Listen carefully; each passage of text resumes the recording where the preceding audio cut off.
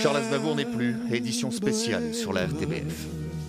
Bonsoir à tous. La Bohème, je vous parle d'un temps que les moins de 20 ans ne peuvent pas connaître. On pense bien sûr à Charles Aznavour agitant son mouchoir pendant cet hymne à la jeunesse et cette ode à la nostalgie. Charles Aznavour est décédé aujourd'hui à l'âge de 94 ans. Ce soir, on ne chantera pas Formidable. Non, on ne chantera pas Formidable en Belgique. Mes emmerdes, mais tout le monde en a, quoi. Allez, mes emmerdes. Emmenez-moi au bout de la terre.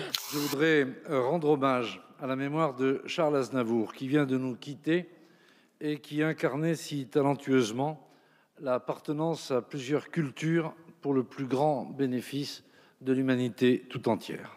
L'hommage de la représentation nationale en France des politiques passés et présents. Le grand Charles est parti, il nous laisse ses mots, ses mélodies, sa voix, ceux d'un génie absolu, d'un poète de la chanson française. Joint par téléphone, François Hollande salue l'artiste éternel. La ministre de la Culture rend hommage à toutes les facettes du personnage. C'était en quelque sorte un écrivain, c'était un acteur, c'était un chanteur, cette voix qu'on perd, mais qu'on va garder dans la tête et dans le cœur.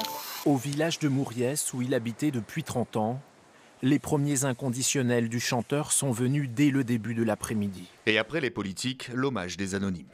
C'est mon âme qui est ma personne qui a fait que je devais aller le voir, quoi. Enfin le voir, me déposer juste une rose. Un jour, il faudra mourir, ça arrive à tout le monde. Vous croyez à la vie après la mort, vous? Je cherche à y croire, mais c'est pas facile à y croire. Je cherche, j'aimerais bien. Je n'aime pas la mort. Vous aurez une survie artistique, vos chansons, le patrimoine de ce que vous avez écrit. Oui. J'ai commencé à enlever tout ce qui avait de fierté chez moi. J'ai donné mes disques d'or autour de moi, je les ai donnés. Comme je vais donner les trophées, je vais tout donner. Je vais me retrouver nu devant moi-même.